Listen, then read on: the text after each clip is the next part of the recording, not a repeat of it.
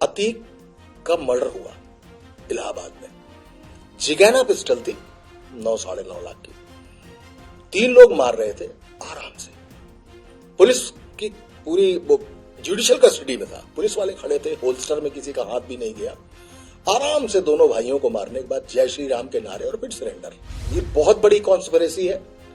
इनके पास जो पिस्टल है वो 9-9.5 लाख की है। इन लड़कों की औकात इतनी नहीं है कि ये 90 रुपए का कहीं पे वड़ा पाव या समोसा खा ले, लेकिन दौड़ा के मारा था। कितनी गोलियां मारी? क्यों मारा था? क्योंकि अतीक की सीट जो सांसदी की वजह से खाली हुई उस पर विधायकी अशरफ को लड़नी है, लेकिन राजूपाल लड़ गया। राजूपाल कौन? अतीक का गुर्गा। राजूपाल भी अतीक का गुर्गा था। गेस्ट हाउस कांड में भी अतीक का रोल था? 100% था। क्या था? गुंडागर्दी, मतलब जितनी गुंडागर्दी हो रही थी वहां पे उसकी अगुवाई तो अतीक ही कर रहा था। तो क्या मुलायम सिंह इतने मजबूर थे उन लोगों के सामने? मजबूत थे उससे। मजबूत थे उन लोगों से मजबूत थे वो। 3,800 कुछ लोगों के हाफ एनकाउंटर हुए। ये एक नई टर्मिनोलॉजी उत्तर प्रदेश में पैदा हुई है, घुटने पे गोली मारना। खौफ तो है, तरीका ठीक नहीं है। बुलडोजर बाबा की छवि को मैं मेज थपथपा कर उस पर सहमति व्यक्त करता हूं। मुलायम सिंह जैसा नेता अपनी लीग का, अपने ग्रंथ का आखिरी लीडर था। रामपुर का एक छोटा सा नेता मुलायम सिंह ने देश का मुस्लिम नेता बना दिया, आजम खान। दुर्गा शक्ति नागपाल का जब सस्पेंशन हुआ है, मैं 200% दावे से कह सकता हूं अखिलेश यादव को मालूम ही नहीं था। लेकिन अखिलेश यादव तो वो भी था ना जिसने अतीक अहमद को भी मंच पे धक्का दे दिया। उस एक धक्के ने बता दिया कि अखिलेश यादव डिफरेंट पॉलिटिक्स करने जा रहा है, कि हम और आप ये भी बात कर रहे हैं कि 1 से लेके 110 तक सिर्फ अखिलेश यादव है, यानी कोई लीडर पैदा नहीं हुआ अभी तक।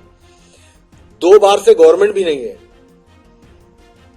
लेकिन 2024 के लोकसभा चुनाव में उसने मुलायम सिंह से ज्यादा सांसद खड़े कर दिए संसद भवन के लिए। कि एक तश्तरी सजा रखी है भारतीय जनता पार्टी ने चांदी की, और मुद्दे उसमें खुद ही दे रही है वो, जिसको अखिलेश खेल रहा है। तो पहले पॉलिटिक्स 80-20 की थी, 80 हिंदू 20 मुसलमान। पॉलिटिक्स फिर 80-20 की हो गई है। इन हिंदुओं में 80 पिछड़ा और दलित, 20 अगड़ा। अब आपके लिए अगड़ा ठेंगे पे है, ब्राह्मण ठेंगे पे है। नमस्कार, यूपी तक की खास पॉडकास्ट यूपी की बात में स्वागत है। आज हमारे साथ खास मेहमान हैं, लखनऊ के हैं।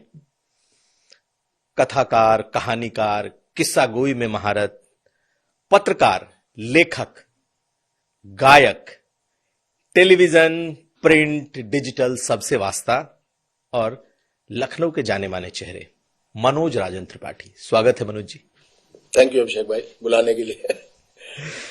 तो आपकी पहचान जो मैंने बताई है, ये कुछ पहचान ऐसी बन गई है कि अब आपसे लोग स्टोरी टेलिंग, किस्सा गोई, आपकी कहानियां, आपकी किताबें सुनते रहते हैं।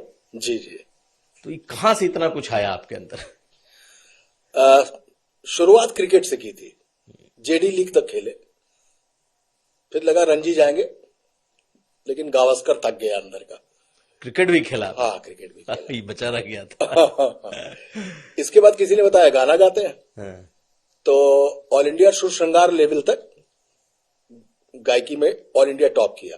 जब मैं कहता हूं सुर श्रृंगार ऑल इंडिया टॉप किया, तो इसका मतलब है कि वहां पे सोनू निगम जीत चुके हैं, सुरेश वाडेकर वहां के टॉपर रहे हैं, हरिहरन वहां के टॉपर रहे, मनोज राजन त्रिपाठी रहे, सुनिधि चौहान रही है, सलामत हुसैन हम दिल दे चुके सनम जिसने गाना गाया। फिर एक फिल्म थी दिल है की मानता नहीं, उसके लिए गायकी का मौका मिला। अच्छा। हाँ, टॉप किया था। तो गुलशन कुमार उसमें गेस्ट ऑफ ऑनर थे। तो गाना गाया, गाना गाने गए। गाना था दुल्हन तू दूल्हा मैं बन जाऊंगा, मेरा इंतजार करना बारात लेके आऊंगा। बहुत मशहूर गाना। हाँ, गाया भी। लेकिन जब फिल्म आई तो मेरा गाना ओवरराइट हो चुका था। होता है, फिल्म इंडस्ट्री में ऐसा होता है। लता जी ने बहुत सारे, अनुराधा पौडवाल, कृष्णा कल्ले, वाणी जयराम, इन लोगों ने जाने कितने गाने गाए, लेकिन उनके गाने लता जी ने ओवरराइट कर दिए। ठीक है, चलता है। तो तुरंत जो है, पहले क्रिकेट का किट बैग पैक किया था, उसके बाद हारमोनियम पैक कर दिया। फिर आए, राइटिंग हमेशा से साथ में थी।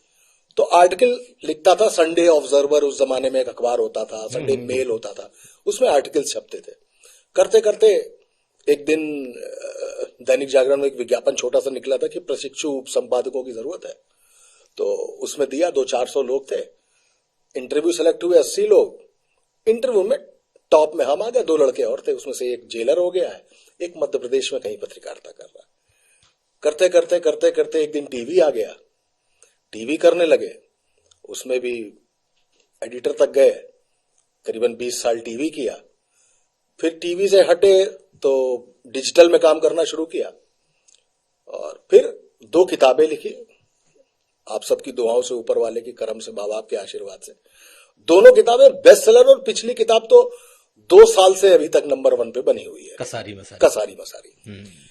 फिर एक फिल्म मिली बीच में, अतिथि तुम कब जाओगे, बॉम्बे गया कि फिल्म लिखने की तलाश में, तो उसके डायलॉग लिखे। बड़ी मशहूर फिल्म थी। हाँ, अतिथि तुम। जी जी जी जी जी। तो उसका डायलॉग लिखे, डायलॉग लिखने के बाद कुछ कहानियां लेके बॉम्बे घूमता रहा, जिन पर अभी काम चल रहा है, लेकिन मन में बस एक चीज आई कि मैं नानी हूं, वो नानी जो छत पे लेटे हुए कहानी सुनाती थी। तो मैंने पाया कि मेरे पास सैकड़ों कहानियां हैं, तो कहानी है तो सुनानी है, हर बार फिल्म में नहीं सुनाई जा सकती, हर कहानी वेब सीरीज में नहीं बताई जा सकती, लिहाजा मेरे पास मेरी कलम है, मेरा माउस है, मेरा कंप्यूटर है, मेरा कीबोर्ड है, उसमें लिखता हूं और नानी की कहानियां सुनाता रहता हूं। मुझे नहीं मालूम था। तो आपका जो एक सवाल था कि इतना सारा सब कुछ कैसे, तो मेरे पास उसका एक लाइन का जवाब आपका सवाल सुन के ये आया कि मैं बहुत टैलेंटेड नहीं हूं, एक्चुअली मैं कंफ्यूज हूं कि मुझे करना क्या है। तो ये एक समस्या है। तो लेकिन ठीक है, जिंदगी में जो भी रहा, जो नहीं हो पाया उसका रिग्रेट नहीं, जो होता है उसको वर्तमान के साथ जी लेते हैं, और जो चीज आती जाती है वो करते चले जाते हैं। तो किस्सा गोई में आपकी महारत हम लोग भी मानते हैं कि जिस तरीके से आप कहानियां सुना रहे हैं, लगातार आप चाहे साहित्य का मंच हो, लिटफेस्ट हो, आपने खुद बताया कि क्रिकेट के मैदान से कहां आप मुंबई तक पहुंच गए। शुरुआत करते हैं आपकी किताबों से। कसारी मसारी बड़ा फेमस हुआ, मतलब बेस्ट सेलर है। आखिर ये किताब आपने किस पर लिखी, और ये किताब लिखने की वजह क्या रही, और क्या ऐसा खास है जो आपकी इस किताब को बेस्ट सेलर बना रहा है? अभिषेक भाई, मैं एक किताब लिख रहा था कश्मीर पे, लगभग 100 पन्ने लिख चुका था, कमीशन किताब थी, इंटरनेशनल पब्लिशर था, लिख रहा था। तो अचानक एक दिन किसी एक्सप्रेस वे से जा रहा था, तो टोल पे गाड़ी रुकी मेरी, एक ट्रक में बाबा शंकर का एक भजन चल रहा था, ट्रक वाला सुन रहा था। जैसे वो भजन मैंने सुना, मुझे लगा वो मेरी शिवजी वाली कहानी अभी बाकी है। तो मैं आया और मैंने अपने पब्लिशर को फोन करके कहा कि वो कश्मीर वाली कहानी रोकते हैं, पहले शिवजी वाली कहानी लिखते हैं। दे वर रेडी, उनका ठीक है, आप लिखिए जो लिखनी है, आपको इसको बाद में लिख देंगे। तो मैं 40-45 पन्ने उसके लिख पाया था। एंड व्हेन आई से कि मैं कहानी लिखने जा रहा हूं, मुझे कम से कम 2 महीने लगते हैं रिसर्च पे केवल। फिर मैं उसका फ्रेमवर्क करता हूं, फिर उसके पेज बाय पेज का एक स्टोरी बोर्ड बनाता हूं। फिर मैं ये सोचता हूं कि हर पन्ने पे कैसे किसी को ले जाऊं, क्योंकि रील का जमाना है। एक रील 30 सेकंड 20 सेकंड की आती है, आप खट से स्क्रॉल करते हैं, वरना खुद स्क्रॉल हो जाती है। तो मुझे लिखनी थी जो कहानी, तो मैंने कहा कि मेरा एक पन्ना एक रील है, इसको आप स्वैप न करें, खुद स्वैप हो जाए, जिसको आप कहेंगे पेज टर्नर। तो उसको हर पन्ने का आखिरी शब्द जो होता है वो आपको पन्ना पलटने में मजबूर करे, ये टेक्निकल दिमाग लगाता हूं। दूसरा काम ये करता हूं कि 58 से 62% के आसपास देश में यंग ब्लड है। मेरी कहानी का जो टीजी है, टारगेट ग्रुप जो है, वो ये 58-52% है। तो अगर मैं किसी को काकोरी की कहानी बताऊं कि कैसे ट्रेन लूटी गई थी, मैंने काकोरी पे भी एक किताब लिखी है, लेकिन मेरा काकोरी 1924 का नहीं है, 1924 पे शुरू होता है केवल 2 पन्ने में, और फिर 2024 में आ जाता है, वहां से कहानी होती। तो मैं उस अंदाज में लिखना चाहता हूं ताकि आज की तारीख में अगर आप किसी को गांधी जी समझाना शुरू करेंगे आज की जनरेशन को, तो वो गांधी जी के लिए 2 अक्टूबर पर मीम बनाती है ना, कि आज ड्राई डे है, खरीदना नहीं, ठीक है। या होता है कि अहिंसा परमो धर्मा, लेकिन अरविंद केजरीवाल कहीं दिख जाए तो पटक के मारना, है ना। इस तरीके के मीम बनने लगे। तो मुझे लगा ये जैसे गांधी जी की कहानी कैसे बताई जाए। फिर मुझे लगा गांधी जी की कहानी अगर आपको बतानी है किसी को, तो आपको केमिकल लोचा करना पड़ेगा। आपको एक मुन्ना भाई पैदा करना, और जब मुन्ना भाई पैदा होगा, वो जब गांधी वो समझाएगा तभी समझ, तो आप गांधी समझा पाएंगे। इस देश का नशा है क्रिकेट। क्रिकेट के जरिए अंग्रेजों से लड़ाई कैसे हुई थी ये आप बता सकते हैं, भुवन बन के लगानी। तो मैंने वो स्टाइल ऑफ राइटिंग निकाला। शिव जी की कहानी लिख रहा था कि अतीक का मर्डर हुआ इलाहाबाद में।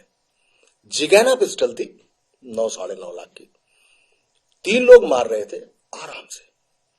पुलिस की पूरी जुडिशियल कस्टडी में था, पुलिस वाले खड़े थे, होल्स्टर में किसी का हाथ भी नहीं गया। आराम से दोनों भाइयों को मारने के बाद जय श्री राम के नारे और फिर सरेंडर। आप भी टीवी में कम से कम 20-25 साल तो हो गए होंगे आपको। ऐसा विजुअल हमने कभी नहीं देखा था। हमने देखा कि आरुषि के फादर को कोर्ट की पेशी के दौरान मारा गया था, हमला किया गया था उस पर, लेकिन वो डेफर्ड था। वहां शूट किया गया होगा, टीवी में लाया होगा, पीसीआर में लगाया गया और तब दिखाया गया होगा। ये लगभग एक लाइव था। ये मर्डर पूरी तरीके से लाइव था। चूंकि पढ़ता रहता हूं और मुझे ज्योग्राफी और हिस्ट्री का बड़ा वो है, मैं यूनिवर्स के बारे में बहुत पढ़ने की कोशिश करता हूं, मुझे तुरंत याद आया कि तालिबान जब अफगानिस्तान पर कब्जा कर रहा था तो एक पंजशीर इलाका था। पंजशीर में अहमद शाह हुआ करते थे, जो लॉयन ऑफ पंजशीर के नाम से जाने जाते थे। उनके मर्डर की बड़ी इंटरेस्टिंग कहानी। उनके मर्डर को कैसे किया गया, एक इंटरनेशनल न्यूज चैनल आता है, उनका एक इंटरव्यू लेता है, और इंटरव्यू लेने के दौरान जो क्रू था, जो रिपोर्टर था, उसने अपना बेल्ट का बटन दबाया और दे आर सुसाइड बॉम्बर। उन्होंने सुसाइड बॉम्बिंग के जरिए अहमद शाह को मार दिया। अतीक में भी पत्रकार बन के 3 लड़के आते हैं और तीनों अतीक को मार देते हैं। अब यहां से फिर मैंने अपने पब्लिशर को फोन किया। हमने कहा यह बहुत बड़ी साजिश है, ये बहुत बड़ी कॉन्स्पिरेसी है। इनके पास जो पिस्टल है वो 9-9.5 लाख की है। इन लड़कों की औकात इतनी नहीं है कि ये 90 रुपए का कहीं पे वड़ा पाव या समोसा खा लें। तो इनके हाथ में अगर वेल्थर और जिगैना है तो बड़ी कहानी है। पब्लिशर को मुझ पर भरोसा था, उसने कहा ठीक है, शिवजी भी रोक दो, इसी पे लिखो। अब जब मैं उसको लिखने बैठा तो मुझे लगा अतीक को लिखूंगा तो अतीक को तो लिखने का बहुत लंबा समय, 4 बार 5 बार का विधायक है, 1 बार का सांसद है, परमाणु संधि में वोट दिया जाके उसने। मुलायम सिंह जाते थे, उसके कुत्ते से भी हाथ मिलाते थे, अपना दल ने भी उसको अध्यक्ष बनाया अपना। चांद बाबा, ये सारी चीजें दिमाग में थी। तो मैंने कहा ये तो सबको मालूम है, क्या करें। तो मेरे दिमाग में एक बात आई, साबरमती, उमेश पाल का मर्डर, साबरमती के जेल से अतीक का निकलना और इलाहाबाद में मार दिया जाना। तो मैंने कहा अतीक नहीं लिखते, अतीक की मर्डर प्लानिंग और मर्डर एग्जीक्यूशन पर लिखते हैं। तो 52 दिन का वो हिस्सा उठाया जिसमें उमेश पाल के मरने से लेकर अतीक के मरने तक की पूरी कहानी वो दिखाई है। कैसे गुरदासपुर में टर्की से पिस्टल बनती है, अजरबैजान आती है, अजरबैजान से ईरान आती है, ईरान से पाकिस्तान आती है, पाकिस्तान से ड्रोन ड्रॉपिंग के जरिए पंजाब के गुरदासपुर में वो पिस्टल्स उतरती हैं, इरफान खुर्जेवाला के जरिए वो पिस्टल्स आई हैं, लॉरेंस बिश्नोई गैंग के प्रिंस तेवतिया, और जो रोहिणी कोर्ट में मार दिया गया था, क्या नाम उसका, देखिए नाम भूल रहा हूं मैं, वहां से वो ट्रेनिंग दी गई, उसको बाद में प्रिंस तेवतिया मारा गया।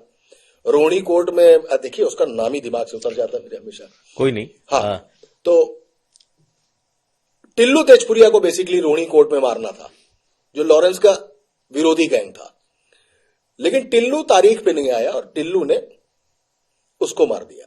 देखिए बिल्कुल दिमाग से नाम उतर गया। वहां रोहिणी कोर्ट में मर्डर हुआ वकीलों के बेस में। फिर ये लड़के आए और इन्होंने पाठा के जंगलों में अपने दो और दोस्तों को ट्रेनिंग दी।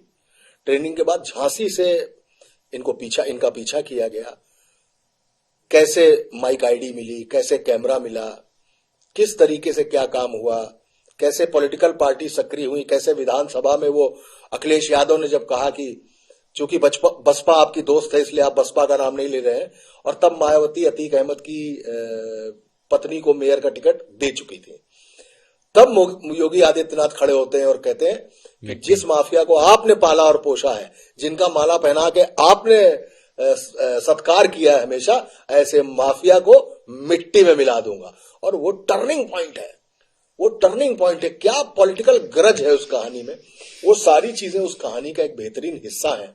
और कैसे वो मरता और कैसे पुलिस होल्स्टर में हाथ भी नहीं डालती है, और कैसे वो 3 लड़के जेल में पड़े हुए हैं आज, जिनका मोटिव केवल इतना था कि हमको माफिया बनना था इसलिए हमने अतीक को मार दिया।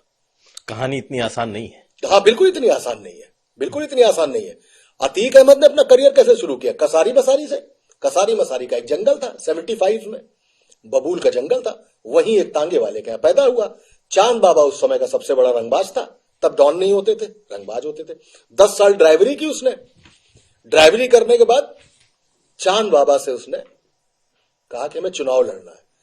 चांद बाबा को कांग्रेस टिकट दे रही थी, कौन, मंसूर सलीम शेरवानी और अशोक वाजपेयी, ये लोग चांद बाबा को टिकट दिलाने में लगे थे। ये अकेला उतर गया, विधायकी जीत गया, और जिस दिन जीता उसी दिन चांद बाबा को इसने पूरे गैंग के साथ मार डाला, जो उसको गुरु मानता था। ठीक वही कहानी अतीक कसारी मसारी में जन्मा, कसारी मसारी में पहला मर्डर किया, और वही अतीक खुद मर के उसी कसारी मसारी में दफना दिया गया। दैट्स वाई इस कहानी का नाम कसारी मसारी है। जहां से शुरू हुए वहीं खत्म है। उमेश पाल को मारने के जो वेपन्स थे जो रिकवर कराए गए पुलिस को, वो भी कसारी मसारी में थे, वहीं से निकाले गए। तो कसारी मसारी का अपना एक पूरा यूनिवर्स है, उस पूरे यूनिवर्स को दिखाया है। लेकिन जब आपने ये कहानी लिखी और जितनी बातें आपने बताई, ये रिसर्च आपके पास कहां से आया? क्योंकि आप कह रहे हैं कि टर्की से लेकर के पाकिस्तान, गुरदासपुर में ड्रोन से गिरना, वो पिस्टल, उस पिस्टल पर जंगलों में ऑपरेशन, ट्रेनिंग, और उसके बाद मारा जाना, ये रिसर्च कहां से आया? ये तो अभी तक सार्वजनिक ही नहीं है। देखिए, ऐसा है, 2 साल, लगभग 1.5 पौने 2 साल हो गए किताब आए हुए। किताब का जब आप आखिरी पन्ना पढ़ेंगे तो गुड्डू मुस्लिम जो है वो बांग्लादेश में है, अभी भी है। किताब छपी है तो गुड्डू मुस्लिम बांग्लादेश में है। 3 महीने पहले किताब लिख चुके थे। 3 महीने किताब की एडिटिंग हुई, प्रिंटिंग हुई, यानी 3 महीने से लेके किताब मार्केट में आने तक गुड्डू मुस्लिम बांग्लादेश में था, लगातार बांग्लादेश में था। अब इस 8-9 महीने पहले खबर आई कि गुड्डू मुस्लिम बांग्लादेश से खाड़ी देश चला गया, अरब चला गया। तो इंफॉर्मेशन आप समझ लिए कितनी सही थी, था वो बांग्लादेश में। अभी कहां है गुड्डू मुस्लिम? गुड्डू मुस्लिम वही है। आपने जितनी बातें बताई, मतलब, हाँ, आपने सोर्स पूछा। हाँ। देखिए, सोर्स तो मैं पूरी तरीके से रिवील नहीं करूंगा, हाँ। लेकिन आईपीएस है, आईएएस है, नेता है, इंटेलिजेंस भी है, साथ में उसमें शामिल है, तमाम सारी चीजें हैं। तो इंटेलिजेंस एजेंसीज ने आपसे कभी कुछ नहीं पूछा? मुझसे? हाँ। मुझसे तो भाई आपको इतनी जानकारी कहां से आई, जबकि ये तो पूरी तरीके से, अगर ये एक अंडरकवर ऑपरेशन भी है तो बहुत दबाव। वो मेरे सोर्स है जिनके जरिए मैंने किताब लिखी है। वो मुझसे क्यों पूछेंगे? मैंने खुद उनसे पूछ के किताब लिखी है। वो सब मैं तिहाड़ तक गया हूं। तिहाड़ में टिल्लू तेजपुरिया या प्रिंस दिवेतिया या उसका क्या क्या रोल रहा, वो सारी चीजें बिल्कुल। लेकिन इसमें सच्चाई कितनी है, फिक्शन कितना है? सारी सच्चाई है, फिक्शन नहीं है। नाम फिक्शन है, बस सिर्फ इतनी बात है। वरना मैं क्यों कहूं कि अतीक है, वरना मैं क्यों कहूं कि विधानसभा में योगी आदित्यनाथ ने कैसे ललकारा, क्यों कहूं कि अखिलेश यादव ने कैसे उनको बुली किया। और बड़ी सीधी सी बात है, अतीक अहमद यहां से डरकर गुजरात भागा था। साबरमती तो ऐसे ही गया जैसे मुख्तार अंसारी पंजाब गए थे। लेकिन अतीक अहमद के 2 या 2.5 करोड़ रुपया, 3 करोड़ रुपया उमेश पाल नहीं दे रहे थे। कौन उमेश पाल? राजू पाल का गवाह, हत्याकांड का। राजू पाल को किसने मारा? आज की तारीख में नो वन किल्ड राजू पाल। अतीक बरी हो चुके हैं उससे, लेकिन दौड़ा के मारा था। कितनी गोलियां मारी? क्यों मारा था? क्योंकि अतीक की सीट जो सांसदी की वजह से खाली हुई, उस पर विधायकी अशरफ को लड़नी है। लेकिन राजू पाल लड़ गया। राजू पाल कौन? अतीक का गुर्गा। राजू पाल भी अतीक का गुर्गा था और राजू पाल ने ठीक वैसे ही चुनाव लड़ा अशरफ के खिलाफ जैसे अतीक चांद बाबा के खिलाफ लड़ गए थे, क्योंकि यहां मायावती ने राजू पाल को टिकट दे दिया था। यह बात अतीक को बर्दाश्त नहीं हुई। तो जैसे अतीक लड़े थे चुनाव, वैसे ही राजू पाल लड़े। राजू पाल को मार दिया, लेकिन बाद में होस्टाइल हो गए उमेश पाल। जब उमेश पाल होस्टाइल होते तो करते क्या है? उमेश पाल अतीक अहमद का काम देखने लगते हैं, जमीनों का काम देखने चाहिए। पूरा गंगा का छार जितना है, वरना अतीक तो रेलवे स्क्रैप का काम करता था। वो तो बुरा वक्त आया जब लालू यादव ने कह दिया कि स्क्रैप, मोटे स्क्रैप से हम पहिए बनाएंगे, तो स्क्रैप का काम खत्म हो गया। अतीक अहमद की वजह से इलाहाबाद का जो रेलवे स्क्रैप का काम था, जो गोदाम था, वो झांसी शिफ्ट करना पड़ा था। पहले इलाहाबाद में था, लेकिन अतीक की गुंडागर्दी, अतीक के माफियज्म से रेलवे को भी डरना पड़ा और उसको सारा काम झांसी शिफ्ट करना पड़ा। और जब अतीक का रेलवे स्क्रैप का काम खत्म हो गया, गैंग बड़ा हो चुका था, पैसे की जरूरत थी। पैसा कहां से आएगा? तो क्या कर सकते हैं? लैंड। तो ये कहानी लस्ट ऑफ लैंड की है। गंगा कछार की जो जमीन थी उस पर कब्जे। धीमे धीमे उसको लगा गंगा कछार क्या होता है, सिविल लाइंस में भी तो प्लॉट खाली पड़े हैं। अब किसी आदमी का प्लॉट खाली पड़ा है, नहीं दे रहा है, 20 करोड़ का प्लॉट है, 80 लाख में लिखवा लिया। लिखोगे नहीं तो मारे जाओगे। जैसे वो औरत के पति को करंट दे के मारा गया, जैसे वो अशोक साहू गाड़ी नहीं बैक कर रहा था, गाड़ी बैक नहीं की, उसने गाड़ी बैक नहीं की तो उसको मार डाला। मुलायम सिंह गवर्नमेंट के जाते जाते मदरसा कांड हो गया। क्या था उस मदरसे में? उस मदरसे की वजह से अतीक अहमद के टाउनशिप की डिजाइन बिगड़ रही थी। उन्होंने कहा मदरसा हटा लीजिए, मदरसा नहीं हटेगा, वो बिगड़ गया। और उस मदरसे में तो लड़कियां पढ़ती थी, उन बच्चियों का बलात्कार हुआ है, लेकिन वो भी खत्म।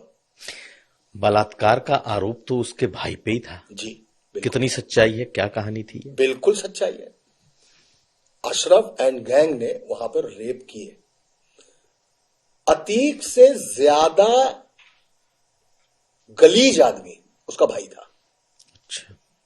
सिविल लाइंस में बाकायदा 2 या 3 ऐसे होटल थे जहां उसका कमरा बुक रहता था। कितनी लड़कियां उठाई गई, कितनी के साथ रेप किया गया, किसी को मालूम थोड़ी ना। कौन बोलेगा? अतीक के खिलाफ बोलेगा कोई नहीं बोल पाएगा। अभिषेक भाई, ये हालत थी वहां की। एक सीन आपको मिलेगा इसमें कि वो सिविल लाइंस के एक होटल में बैठा है, उसके रेस्टोरेंट में, और खाना खा रहा है। खाना नहीं खा रहा है, बस ऐसे बैठा हुआ है लोगों के साथ। सामने एक बॉयफ्रेंड गर्लफ्रेंड बैठे हैं, वो लगातार उसको घूर रहा है। घूर कैसे रहा है कि मतलब चबा जाएगा। अशरफ। तो वेटर आता है, क्या खाएंगे?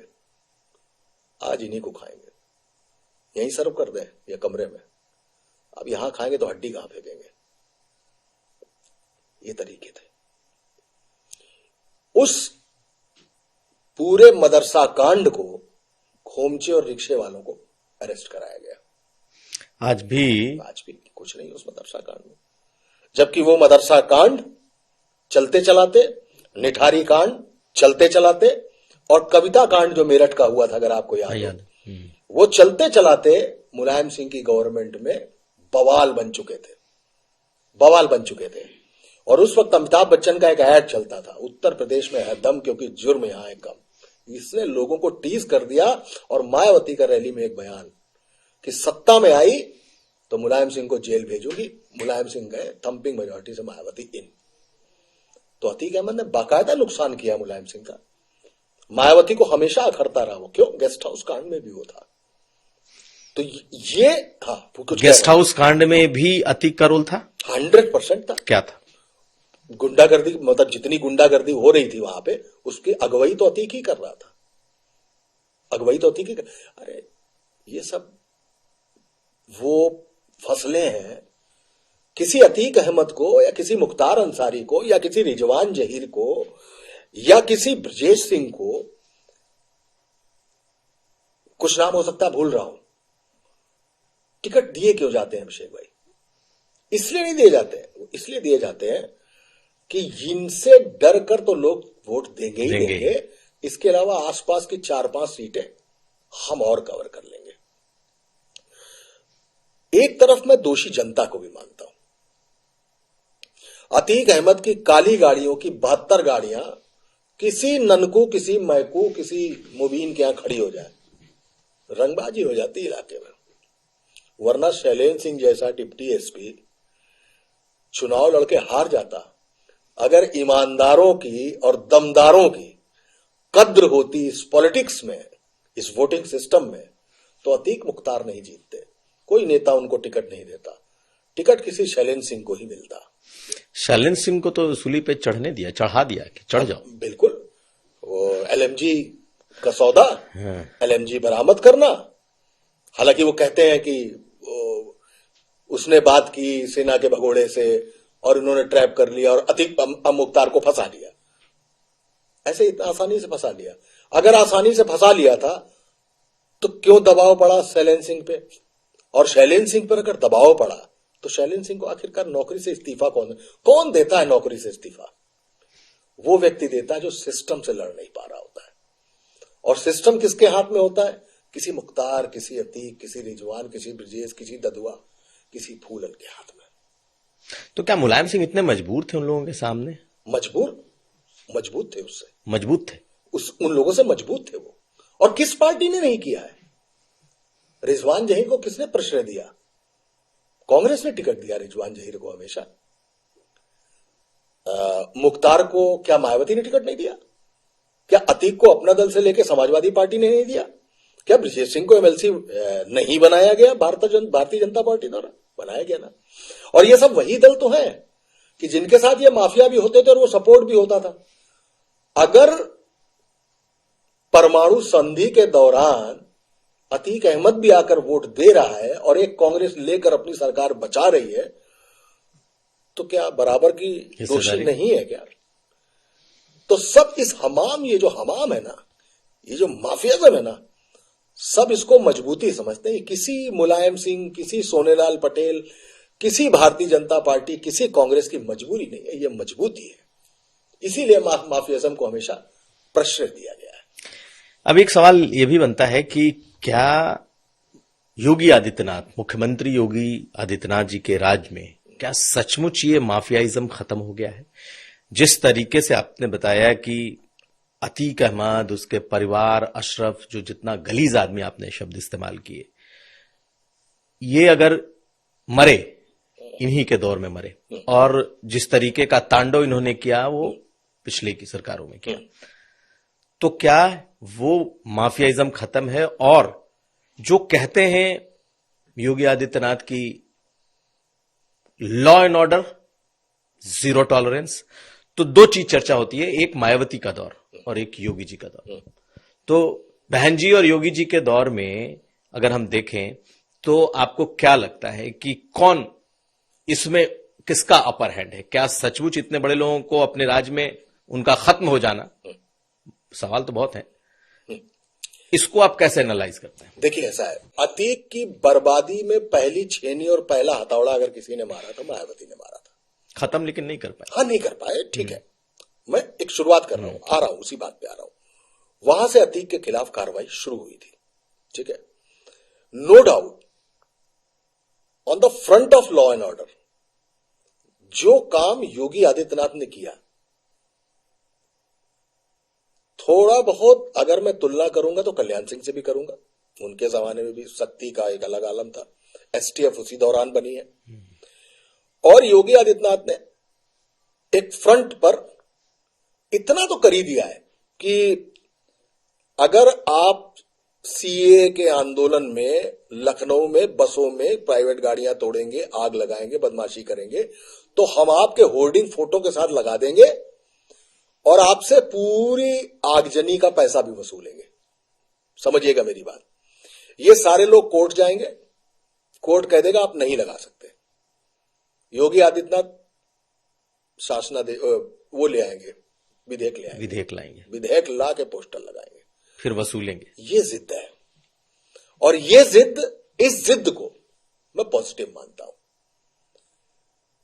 3800 कुछ लोगों के हाफ एनकाउंटर हुए। ये एक नई टर्मिनोलॉजी उत्तर प्रदेश में पैदा हुई है, घुटने पे गोली मारना। खौफ तो है, तरीका ठीक नहीं है, तरीका ठीक नहीं है। अब है क्या कि हैदराबाद में एक डॉक्टर का 4 लोग बलात्कार करते हैं, उसे जला भी देते हैं।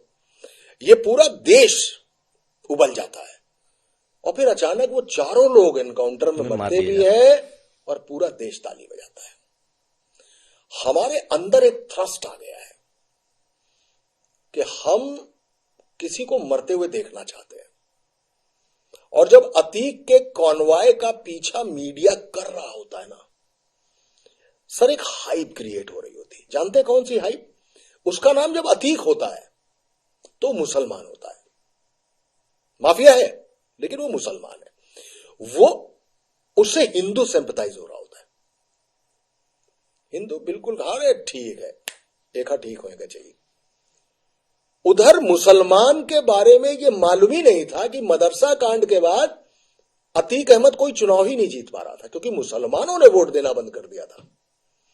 और अतीक अहमद ने बाकायदा गंगा कछार में जो अपने डेमोग्राफी चेंज की थी, वहां ऐसे मुस्लिम वोटर इकट्ठा कर दिए थे कि वहां से उसको कभी हारना ही नहीं था चुनाव।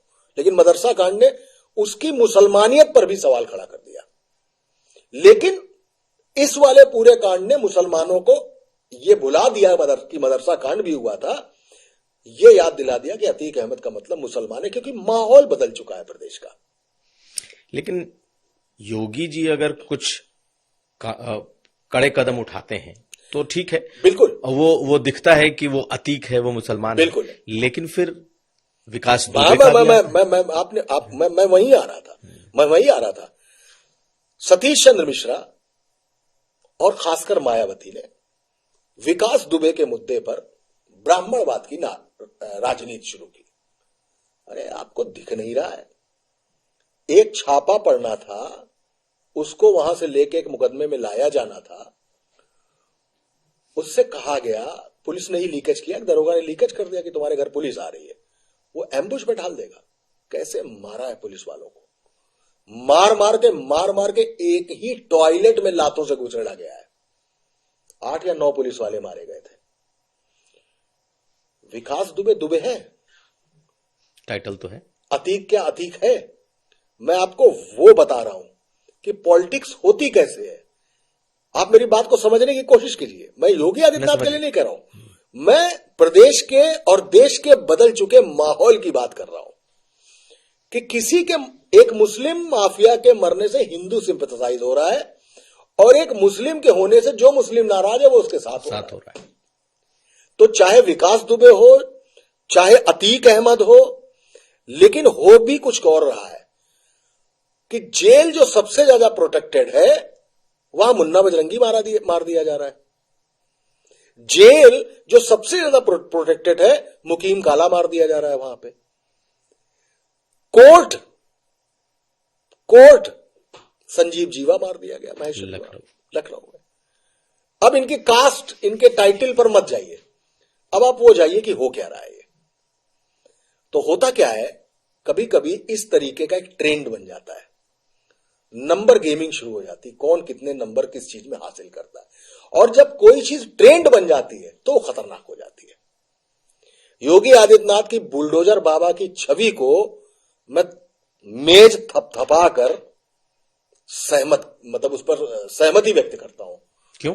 इसलिए करता हूं कि आज की तारीख में एक बंदा एक बच्ची को उठाएगा, मेट्रो स्टेशन पर लाके उसका बलात्कार करेगा, उस पर इनाम होगा और वो पुलिस मुठभेड़ में मारा जाएगा।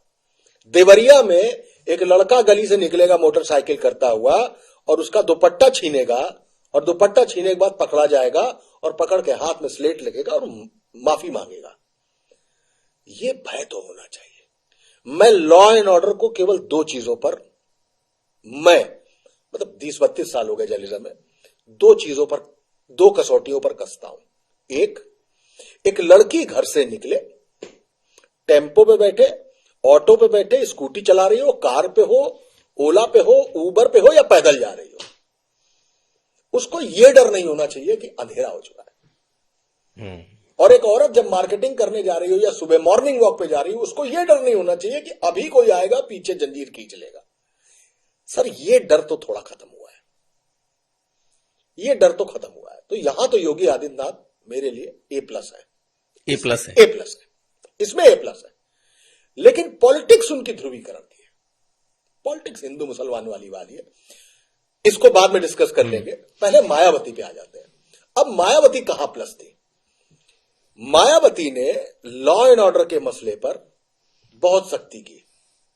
150 IPS PPS इन सबको तो सस्पेंड कर दिया, FIR करा दी पुलिस भर्ती को लेकर, घोटाला जो हुआ। इसके अलावा अपने 28 कैबिनेट मंत्रियों के खिलाफ जो लोकायुक्त की शिकायत हुई थी उस पर कार्रवाई की और सबको किनारे कर दिया। 125 सिटिंग MLAs के टिकट काट दिए, जिसमें मंत्री भी शामिल थे। शानदार काम था। पुरुषोत्तम नरेश द्विवेदी बलात्कार मामले में आज भी जेल में है, मायावती के उनके जमाने का था वो। शेखर तिवारी, जिसने मायावती के बर्थडे पर चंदा वसूलने के लिए गेल गेस्ट हाउस में दिबियापुर फफूंद में एक PWD के इंजीनियर को करंट लगा के मार डाला, अब बरी हो चुके हैं। लेकिन मित्र सेन के बेटे आनंद सेन यादव, दलित छात्रा जो थी शशि, उठाया, मार भी डाला, लाश भी नहीं मिली, कोर्ट ने उनको उम्र कैद की सजा दी, लेकिन हाई कोर्ट ने छोड़ दिया। और उसके बाद सरकार सुप्रीम कोर्ट नहीं गई, कोई सरकार नहीं गई। और देखिए दलितों की कितनी वाहवाह चल रही है। कोई जरा मुद्दा उठा दे इस बात का कि उस दलित छात्र के लिए कोई सरकार सुप्रीम कोर्ट क्यों नहीं गई? 3 सरकारें बदल चुकी हैं। पासी समाज की थी वो, नहीं जाना चाहिए था। ये कैसा डुअल इंसाफ है? तो मायावती ने शेखर तिवारी को भी पार्टी से निकाला, जेल भेजा, पुरुषोत्तम नरेश को जेल भेजा, आनंद सेन को जेल भेजा, 28 मंत्रियों को किनारे किया, लोगों के टिकट काटे। बट फंसा कहां मामला फंसा 10,000 करोड़ के NRHM स्कैम पे। 2 CMO डेलाइट मार दिए गए, एक जेल में काट दिया गया, 6 लोग संदिग्ध हालत में मारे गए, मतलब मरे पड़े मिले और 100-125 लोग जेल चले गए। अंत में आते आते एक सख्त लॉ एंड ऑर्डर दिखाने वाली महिला, जिसने ये दिखाया कि ब्राह्मण और दलित को कैसे पॉलिटिकल लैब में केमिकल और मेटल की टेस्टिंग की जा सकती है, उसने करके दिखाया। लेकिन फिर लॉ एंड ऑर्डर में जैसे मुलायम सिंह गए थे वैसे मायावती चली गई। उसके बाद अखिलेश यादव आए। तो मायावती की सख्ती को मैं सलाम करता हूं, लेकिन योगी आदित्यनाथ के भी जो लॉ एंड ऑर्डर की जो वास्तविक स्थिति है, जो भय फैला हुआ है, भय नहीं कहूंगा, हाँ बदमाशों में तो भय होना चाहिए, हाँ ठीक है, वो पॉजिटिव वर्ड है बदमाशों के लिए। खौफ होना चाहिए, दहशत होना चाहिए, वो दहशत योगी आदित्यनाथ ने पैदा की है। बाकी आगे सवाल पूछेंगे नहीं तो, लेकिन क्या बाकी जो चीफ मिनिस्टर के 4 चीफ मिनिस्टर की बात कर लें, मुलायम सिंह यादव, अखिलेश यादव, मायावती, तो बाकी में क्या कॉम्प्रोमाइज था ये law and order? Akhilesh Yadav और मुलायम सिंह यादव की बात करें तो 296 के आसपास एनकाउंटर योगी आदित्यनाथ की गवर्नमेंट में हुए हैं। मैं दोनों गवर्नमेंट की बात कर रहा हूं। मुलायम सिंह की पूरी एक गवर्नमेंट में 496 एनकाउंटर हुए थे, लगभग 496। यू कैन टेक अप्रॉक्स 490, बस इससे नीचे नहीं है, 89 नहीं है। इतने एनकाउंटर मुलायम सिंह की गवर्नमेंट में हुए थे। लेकिन मुलायम सिंह की गवर्नमेंट में क्या क्या हुआ था मैंने आपको बताया। निठारी उन्हीं के समय हुआ, कविता कांड उन्हीं के समय। मैं निठारी को फिर भी एक घर में हुई घटना मानता हूं। हाँ, ठीक। ये लॉ एंड ऑर्डर का सिस्टम नहीं था।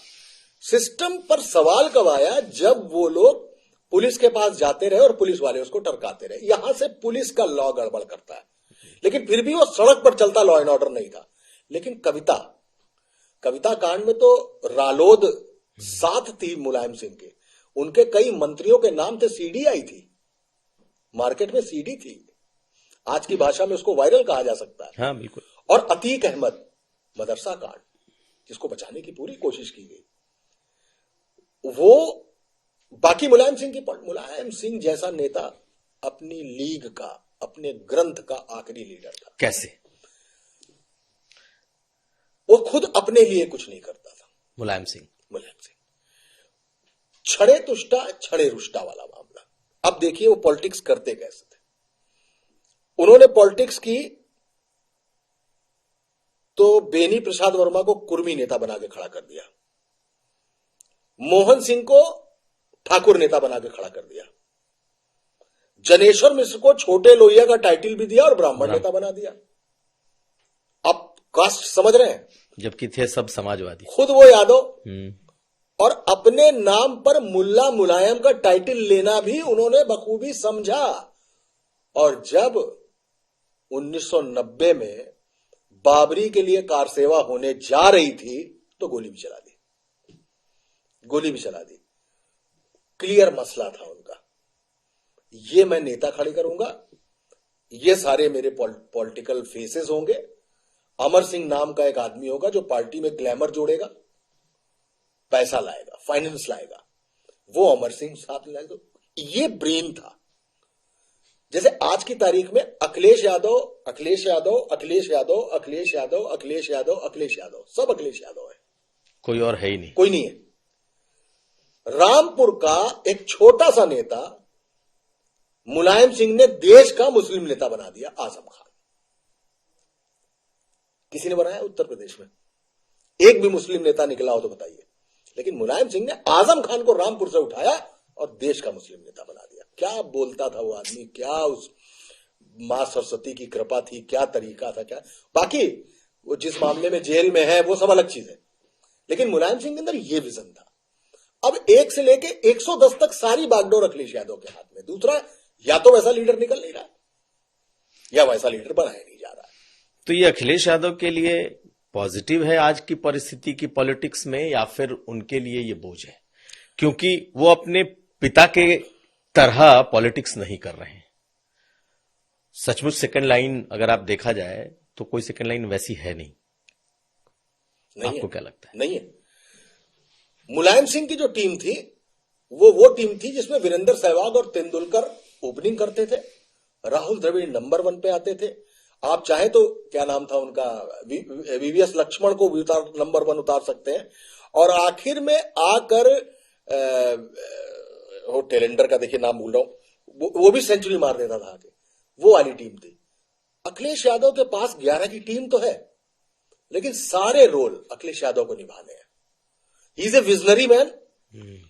उन्होंने लैपटॉप तब बांट दिया था जब उनको समझ में आ गया था कि बच्चे लैपटॉप से पढ़ेंगे। कोरोना बाद में आया, लैपटॉप जरूरी बाद में हुआ है। उन्होंने तब लैपटॉप बांट दिया था। उन्होंने तब एक्सप्रेसवे के बारे में सोचा कि दिल्ली का रास्ता आसान होना चाहिए। कहते दिल्ली दूर है, दिल्ली को करीब कर लिया। यूं पहुंचिए आप, खटाक से दिल्ली पहुंचिए, दिल्ली पहुंच गए। अहमदाबाद में होगा, गुजरात में होगा, लेकिन लखनऊ का रिवर फ्रंट बनाया उस बंदे ने, और शानदार रिवर फ्रंट बनाया, इसमें कोई दो राय नहीं है। दोनों तरफ स्पन बना के नदी को एक ट्रैक दे के खूबसूरत। आज लोग जाते हैं, खड़े होते हैं ना, बहुत सारे साहित्य के फंक्शन होते हैं वहां पे, बहुत सारे इवेंट्स होते हैं, खूब होते हैं। हाँ खूब होते हैं, हम लोगों ने भी किया। हाँ वहां पे करते हैं लोग जाके, एक जगह बना दी है, लोग जाते हैं। मैं मानता हूं कि मरीन ड्राइव मायावती ने बनाया,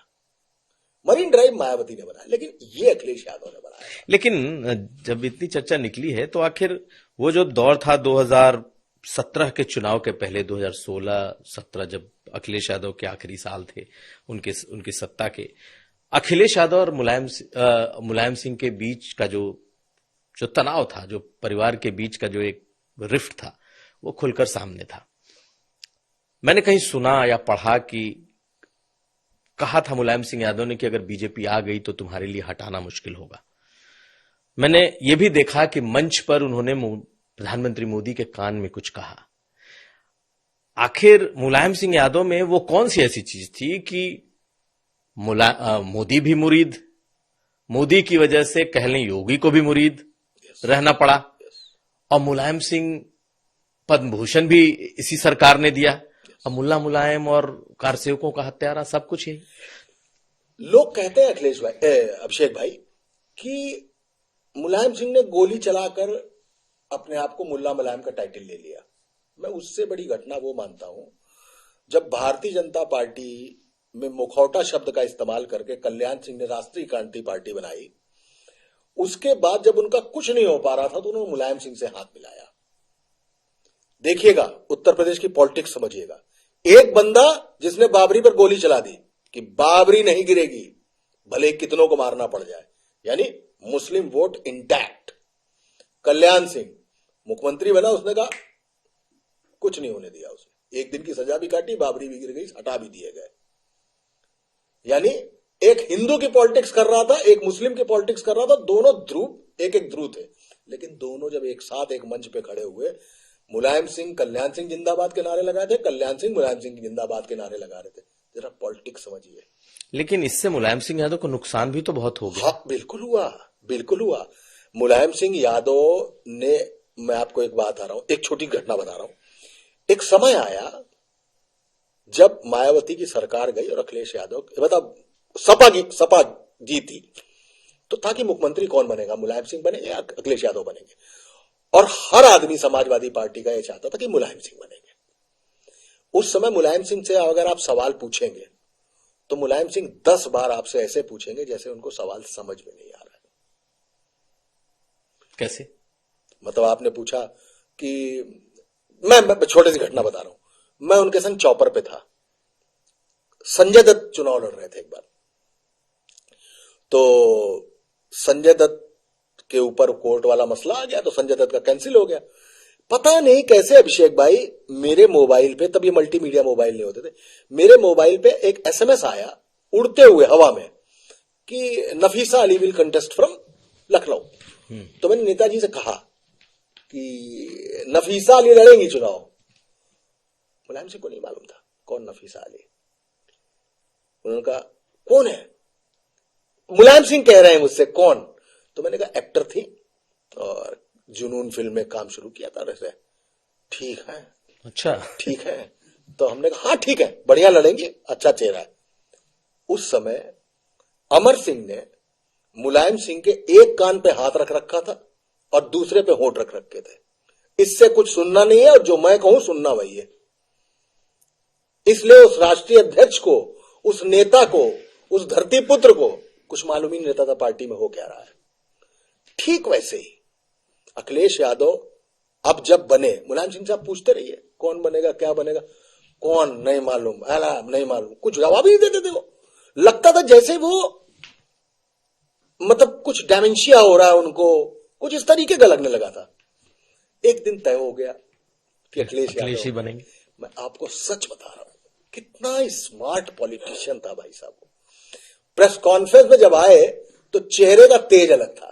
पहली बात, उनसे मैंने सवाल पूछा और मेरा सवाल अभी 4 शब्द हुए थे और पूरा नहीं हुआ था, जिसमें 40 शब्द होते। चौथे शब्द पे उन्होंने जवाब दे दिया मुझको। क्या पूछा, क्या जवाब दिया?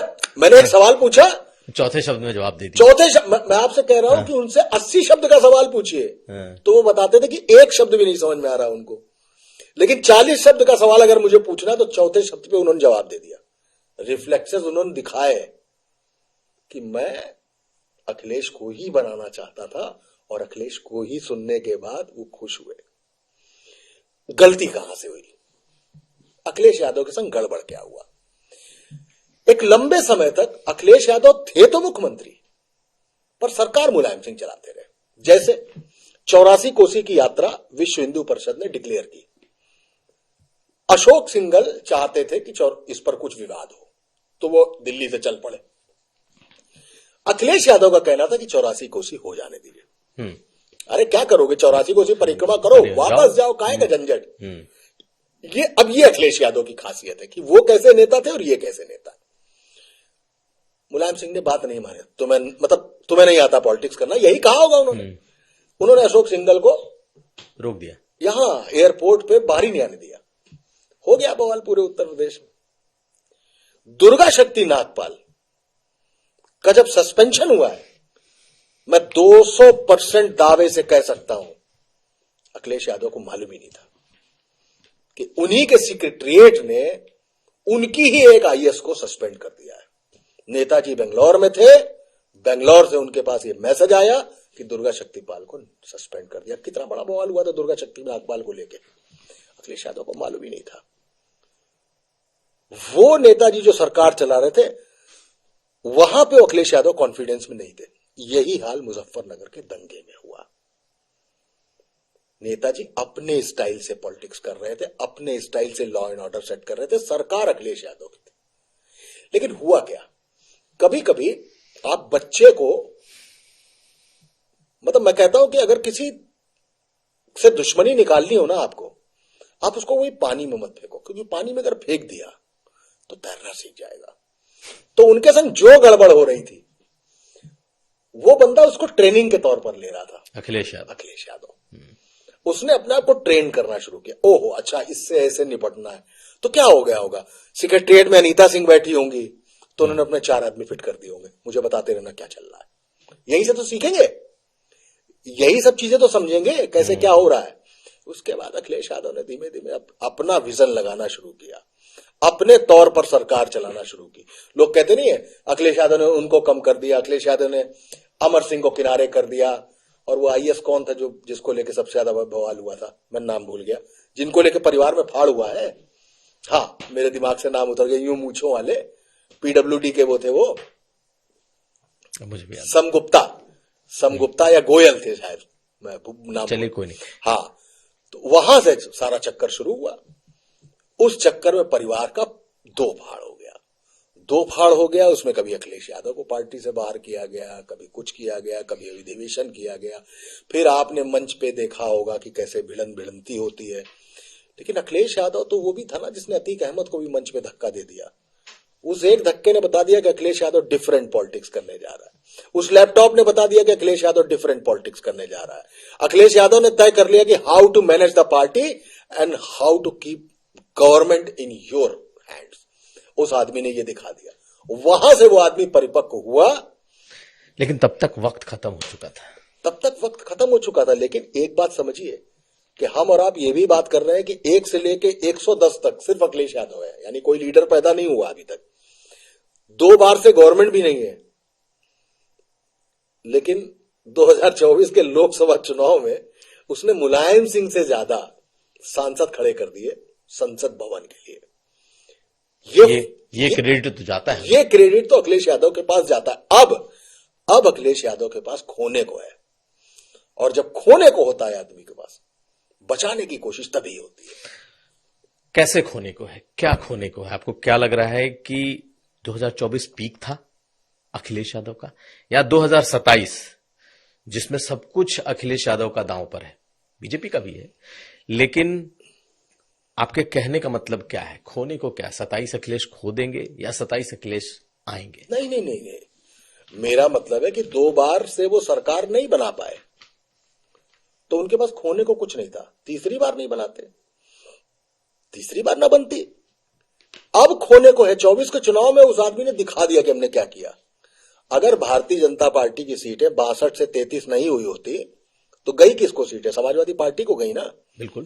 तो उस अखिलेश यादव को क्रेडिट जाता है ना उस चीज का। अब उसके पास उत्तर प्रदेश में लेटेस्ट जो T20 आप समझ लीजिए, या 5 डे है, या वर्ल्ड कप समझ लीजिए, वो ट्रॉफी तो अभी उसी के पास है। 2027 का विधानसभा तो होना है, तो वो ट्रॉफी उसके पास है। Now he have to retain that trophy.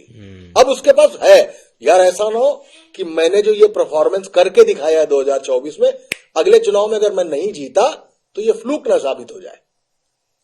इस फ्लूक को परमानेंसी में लाने के लिए, रिजल्ट ओरिएंटेड बनाने के लिए अब अखिलेश के दिमाग में एक खोने वाली बात है कि अब मेरे पास ऐसी चीज है जिसको मुझे खोना नहीं चाहिए। और भारतीय जनता पार्टी के अंदर जिस तरीके से सिर्फ पिटौल चल रही है, अमित शाह से लेके योगी आदित्यनाथ तक, ब्राह्मणों से लेके कुर्मियों तक, ये सब कुछ जितना झंझट चल रहा है, तय नहीं हो पा रहा है कि यूजीसी ज्यादा जरूरी है या बाबरी नहीं बनेगी ये ज्यादा जरूरी है, बटोगे कटोगे ज्यादा जरूरी है, या मोहन भागवत कहेंगे कि घर वापसी हो जानी चाहिए, क्या जरूरी है, तय ही नहीं हो पा रहा है।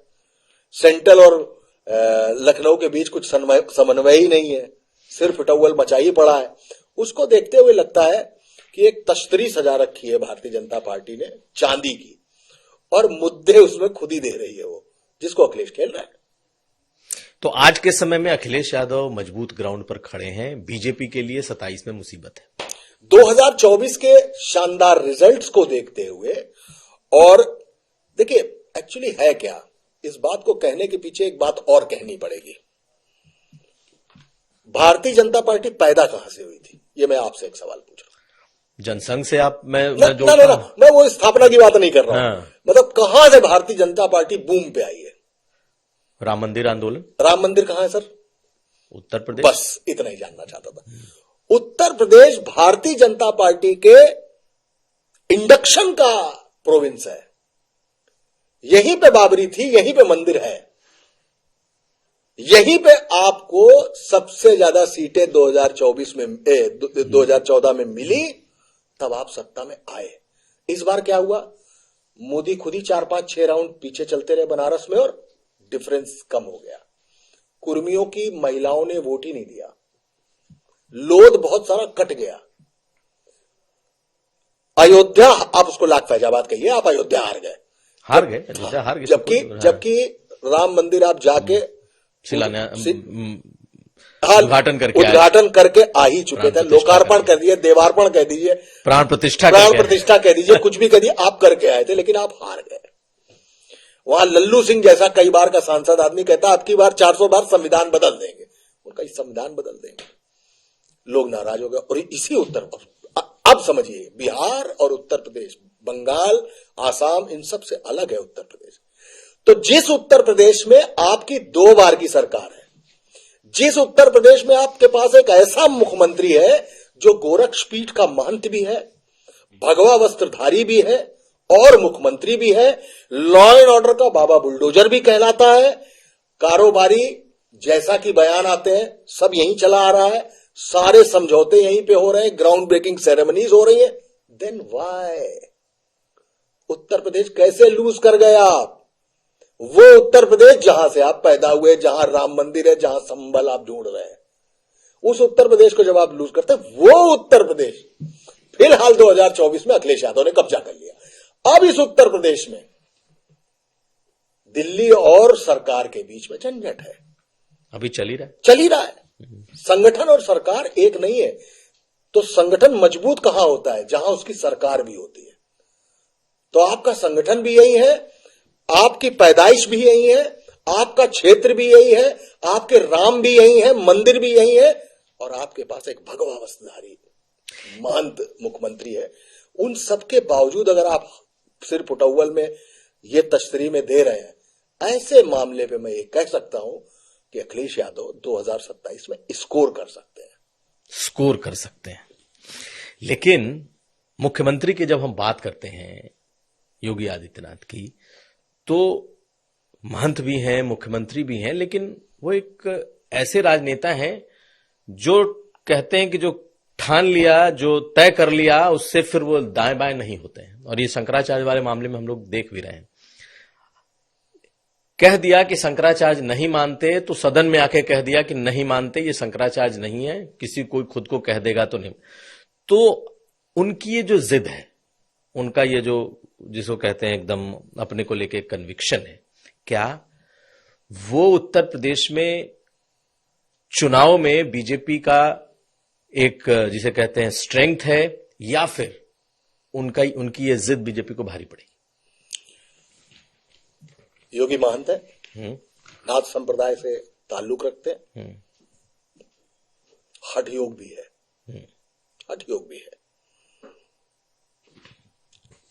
एमके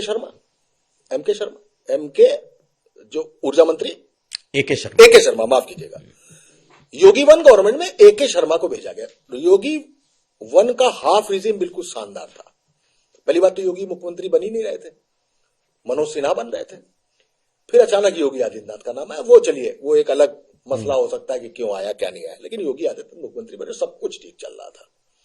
एके शर्मा को भेजा गया। कौन AK Sharma? Gujarat blue eyed boy of Narendra Modi. उनको कहा गया कि हम इनको भेज रहे हैं, कैबिनेट मंत्री का दर्जा, मे बी डिप्टी सीएम और गृह विभाग। योगी आदित्यनाथ ने नहीं दिया। यहां से गड़बड़ शुरू होती है।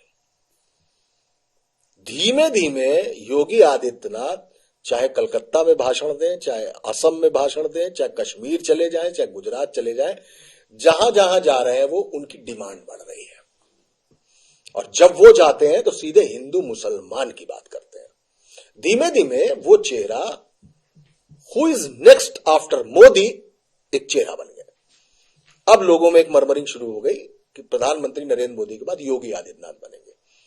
लेकिन जितना मेरा पॉलिटिकल कैलकुलेशन कहता है, योगी की नेचुरल चॉइस अमित शाह है। मोदी की माफ कीजिएगा, सॉरी, मोदी की नेचुरल चॉइस अमित शाह है, होनी भी चाहिए। लंबे समय तक काम किया, मुकदमे झेले, जेल गया वो आदमी, होनी चाहिए, बुरे दिनों का साथी है वो। तो उसके प्रधानमंत्री बनने में रोड़ा कौन हो रहा है? योगी आदित्यनाथ। उस योगी आदित्यनाथ ने दिखा दिया कि आपका होगा आईएएस। नहीं बनाएंगे, नहीं बनाया। जब नहीं बनाते हैं तो विधानसभा के वेल में भाजपा के ही 100-125 विधायक उतर के हल्ला बोल देते हैं अपनी ही सरकार के खिलाफ। हरीश द्विवेदी जैसा सांसद अपने कमिश्नर और डीएम के खिलाफ बैठ जाता है धरने पे।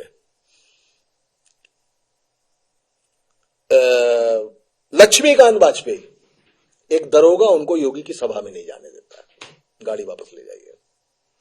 Shrikant Sharma, the spokesperson of Bharatiya Janata party, ऊर्जा मंत्री होकर मथुरा में पड़े थे, ट्रैफिक की समस्या ट्वीट करनी पड़ी। ये चीजें हुई। जयंत को केंद्र जाना पड़ा। ब्रजेश पाठक डिप्टी सीएम, एक तबादला नहीं कर सकते सीजन में भी। एके शर्मा ऊर्जा मंत्री हैं, नगर विकास भी है, आवास भी है, लेकिन आईएएस बैठे हैं बीच में।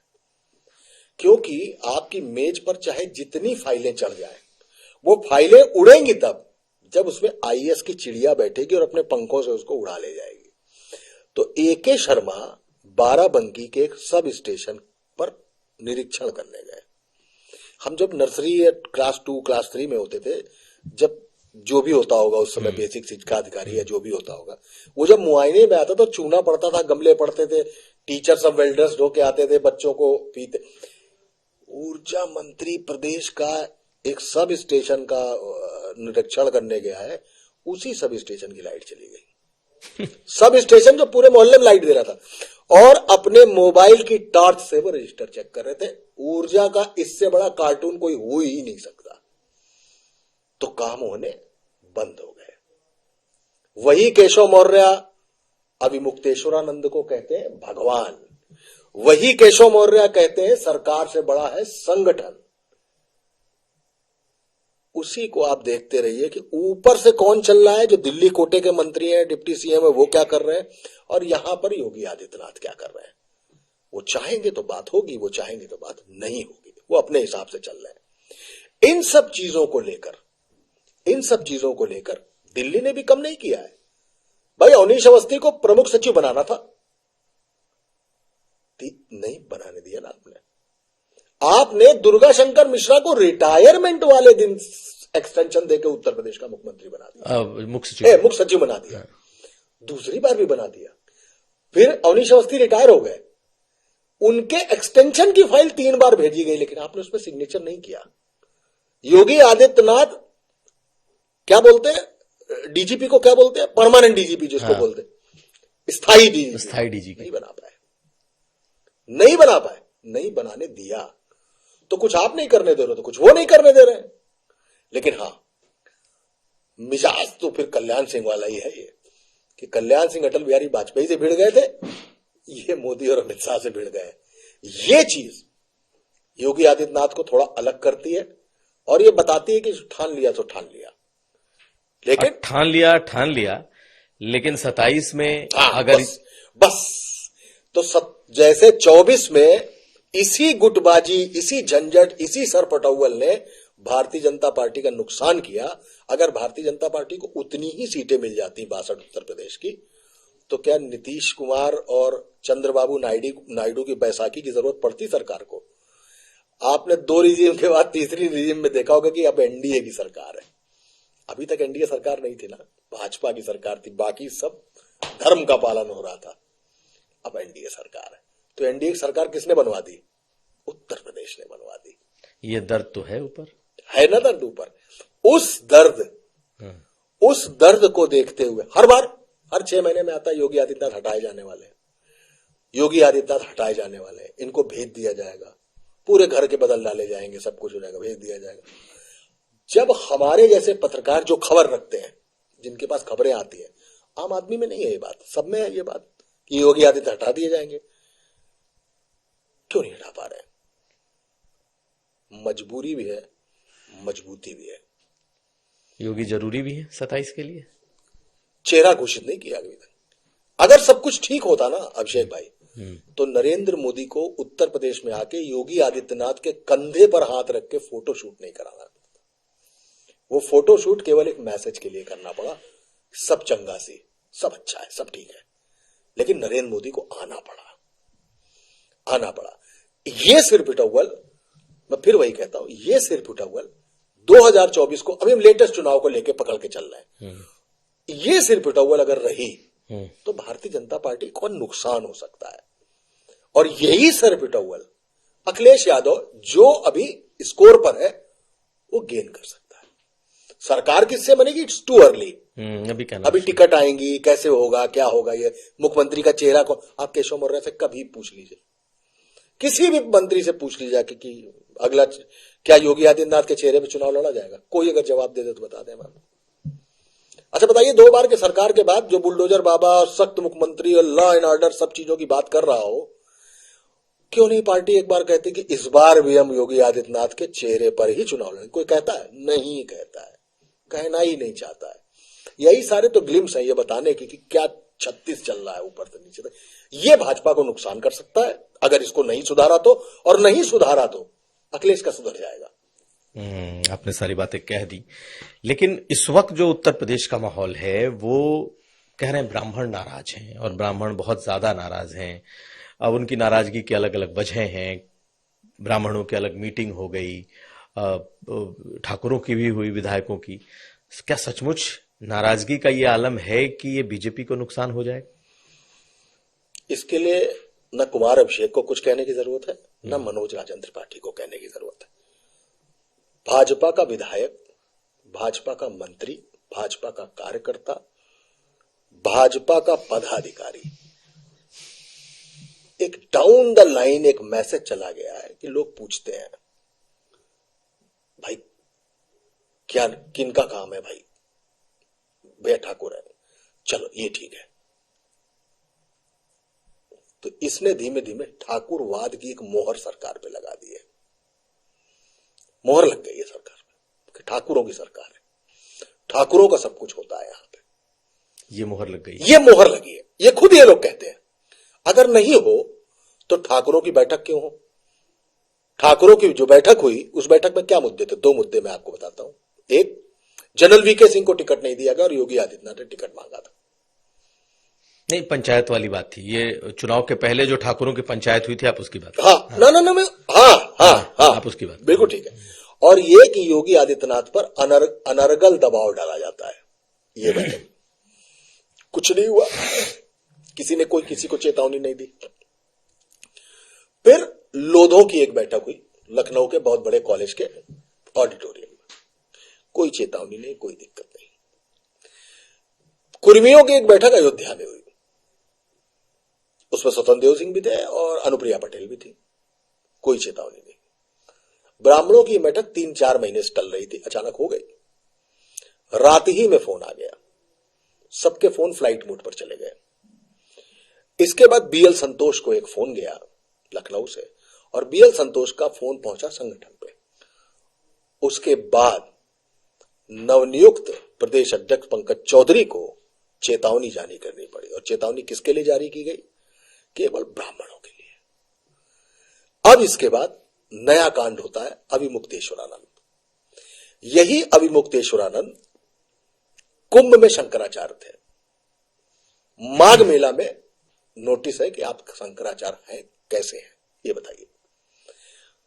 अब आपको लगता होगा कि यार ऐसा कैसे हो सकता है कि सनातन पर हमला हो गया। नहीं, भगवा वस्त्रधारी 2 लोगों के बीच का यह झंझट है, जिसमें एक व्यक्ति ने तय कर दिया है कि आप अगर गड़बड़ करेंगे तो हम आपको ठीक कर देंगे। सतुआ बाबा शरणागत रहेंगे तो सतुआ बाबा का लाव लश्कर वहां रहेगा, वहां पर एक कमिश्नरेट जैसा माहौल हो जाएगा। डीएम वहां जाके भौरी और रोटी भी बनाएगा। और फिर एक बार एक डिप्टी सीएम केशव मौर्य को यह कहना पड़ेगा कि डीएम सतुआ बाबा के यहां से उठे और माघ मेला पर ध्यान दें। रोटी बनाना छोड़े और माघ मेला पर माघ मेला पर ध्यान दीजिए। उसी केशव मौर्य ने यह बात कही कि मैं भगवान शंकराचार्य से विनती करता हूं कि वो क्रोध त्याग कर चले जाए, स्नान कर ले। एक बार 1 महीने बाद डिप्टी सीएम ब्रिजेश पाठक, जो ब्राह्मणों के सिरमौर हैं, सचमुच है, वही आ रहा हूं, उत्तर प्रदेश में उनको डिप्टी सीएम ब्राह्मणों को की कास्ट को ही तो बैलेंस करने के लिए उनको बनाया गया। लेकिन उनके डिप्टी सीएम बनने के बाद ब्राह्मणों की सारी समस्याएं ठीक हो गई। अब ब्राह्मणों की कोई समस्या नहीं बची। 1 महीने बाद शिखा पकड़कर खींचना पीटना महापाप हो गया। 1 महीने बाद 30 दिन लग गए, एक चिट्ठी भी नहीं लिखी गई, मुख्यमंत्री से एक मीटिंग भी नहीं की किसी ने। और मुख्यमंत्री नहीं, पहले वो महंत थे, लेकिन जब वो विधानसभा में आकर कहते हैं तो वो मुख्यमंत्री होते हैं। यानी एक महंत भी उस बात से नाराज था और एक मुख्यमंत्री ने उसको आके तस्दीक भी कर दिया, he is not Shankaracharya and everybody cannot be Shankaracharya, और गड़बड़ करेंगे तो न्याय सबके लिए है। उन्होंने स्पष्ट कर दिया। अब आप सोचते होंगे कि ये ब्राह्मण वाला भी चल रहा है, शंकराचार्य वाला भी चल रहा है, तो सनातन ऐसा तो नहीं वोट नाराज है। सर अब आपको समझाता हूं। यूजीसी आ गया। सेंट्रल गवर्नमेंट को अगर आप देखेंगे तो जो उसका एजेंडा नहीं था वो भी उसने लागू कर दिया, जातिगत जनगणना का। यूजीसी भी लागू कर दिया। यानी वो समझ गया कि 2024 का जो चुनाव था उसमें मूंगफली टूट चुकी थी। जो जब तक मूंगफली बंधी थी वो हिंदू थी, जैसे वो टूटती है उसका एक दाना अगड़ा है, एक दाना पिछड़ा है और एक दाना दलित है। वो समझ गया कि अब ये जातिगत वाली पॉलिटिक्स करनी पड़ेगी वरना गड़बड़ हो जाएगा। तो पहले पॉलिटिक्स 80-20 की थी, 80 हिंदू 20 मुसलमान। पॉलिटिक्स फिर 80-20 की हो गई है। इन हिंदुओं में 80 पिछड़ा और दलित, 20 अगड़ा। अब आपके लिए अगड़ा ठेंगे पे है, ब्राह्मण ठेंगे पे है। तो अभिमुक्तेश्वरानंद का जो एपिसोड अब आप देखेंगे कैमरे के इस तरफ से आके दूसरे व्यू पॉइंटर में देखेंगे या ब्राह्मणों की नाराजगी देखेंगे तो आपको समझ में आएगा कि उस 80% दलित और पिछड़े को यह मैसेज दिया जा रहा है कि जिन्हें आप समझते हैं कि हम उनके हैं, हम उनके नहीं, हम उनके लिए कुछ भी कर सकते हैं, उन पर लाठी भी चलवा सकते हैं, उनको माघ मेले में नहाने भी नहीं देंगे, और ब्राह्मण मीटिंग करेगा तो उनको चेतावनी भी दिलवा देंगे। पॉलिटिक्स का एंगल समझ रहे हैं आप? ये एंगल है उस पॉलिटिक्स का। हम 20 की राजनीति करेंगे कि 80 पे चुनाव जीतेंगे? हमें 80 पे चुनाव जीतना है। नहीं, लेकिन ये आपके जो विचार हैं ये थोड़ा मुझे छायावाद की तरफ ले जा रहे हैं। मैं इसलिए कह रहा हूं कि मुख्यमंत्री और अभिमुक्तेश्वरानंद का विवाद नया नहीं है, लगातार वो इन पर अटैक करते हैं और ये कुछ ज्यादा इन्होंने कभी बोला नहीं, लेकिन जवाब इन्होंने देना शुरू कर दिया। क्योंकि अभिमुक्तेश्वरानंद ऐसे शंकराचार्य हैं जो लगातार इस सरकार को कटघरे में खड़ा करते हैं, यहां से लेकर के दिल्ली तक। बिल्कुल करते हैं। तो इस बार ऐसा लगता नहीं कि योगी जी ने एकदम सोच लिया कि नहीं, इनको राइट टाइम करके ही दम लेंगे? और क्या इससे ब्राह्मण ज्यादा नाराज हुआ या बटुकों वाला हो गया इससे ज्यादा नाराज हो गया? क्योंकि उन पर तो एक आरोप कांग्रेसी होने का भी रहा है, कांग्रेसी माइंडसेट होने का भी। स्वरूपानंद पे भी था, स्वरूप उनके जो गुरु थे उन पर भी था, जो शंकराचार्य थे उन पर भी था। लेकिन इस देश के एक बहुत बड़े कारोबारी के घर में एक शादी हुई थी,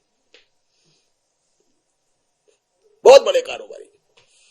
उस शादी में अभिमुक्तेश्वरानंद मौजूद थे। इस देश के प्रधानमंत्री नरेंद्र मोदी ने उस शादी में शिरकत करते वक्त अभिमुक्तेश्वरानंद के पद प्रक्षालन के पांव में छुए थे। क्या वो मैसेज नहीं था? अगर इतना मैसेज क्लियर है तो फिर यहां क्या ये होना चाहिए था? मैं आपसे जो बात कर रहा हूं वो सेंट्रल के नजरिए की बात कर रहा हूं कि अभिमुक्तेश्वरानंद पर सेंट्रल ने कोई दखल क्यों नहीं दिया? क्योंकि सेंट्रल को ये फेज अच्छा लग रहा है। अच्छा ठीक है, ब्राह्मण कर रहे हो, सनातन कर रहे हो, करते रहो, इससे दलित और पिछड़ा सिंपथाइज हो जाएगा हमारे प्रति कि इनको इसकी फिक्र नहीं, हमारी फिक्र है। ऐसा तो नहीं है कि दुविधा में दोनों गए माया मिली न राम। अब देखिए यहां पर एक मसला है, यहां पर एक मसला है। इसमें एक चीज आप और देखिए, अभी हालिया बयान है योगी आदित्यनाथ का, बटोगे कटोगे तो उन्होंने कह दिया था, बुलडोजर रहीम नगर पे चलता था, पंतनगर पे रुक जाता था। ज्यादातर जितनी कार्रवाइयां हुई हैं, बिल्डिंग ढाई गई है या माफियाज मारे गए या हाफ एनकाउंटर हुए, उसमें आप उठा के देख लीजिए मुसलमान ज्यादा है। विपक्षी भी ऐसा ही कहते हैं कि है, और संख्या भी है। मैं इसको कह सकता हूं, हो सकता है पिछली सरकारों ने मुसलमानों को इतना आगे कर रखा हो कि उन्हें बदमाशी ज्यादा हो गई तो वो बदमाश ज्यादा हो सकते हैं। लेकिन जो मसला, क्या सवाल पूछा आपने? नहीं, मैंने जो कहीं ऐसा तो नहीं कि दुविधा में। हाँ, दुविधा में। हाँ, तो योगी आदित्यनाथ ने बटोगे कटोगा एक नारा दिया ही था आपको। उन्होंने रुक चुकी कांवड़ यात्रा को बाकायदा शुरू कराया। उन्होंने संबल में 73 या 74 तीर्थ भी रिवाइव कर दिए। पहली बार मैंने अपनी कुल उम्र में यह देखा है कि किसी होली में मस्जिद को तिरपाल से ढका गया हो। ठीक है, मैं मान के चलता हूं इसको ध्रुवीकरण की राजनीति कहते हैं और सब करते हैं। अभी उनका हालिया बयान जो आया वो ये आया कि उर्दू कठमुल्लों की भाषा है, एक बात, और दूसरा भूल जाओ बाबरी मस्जिद अब कभी नहीं बनेगी।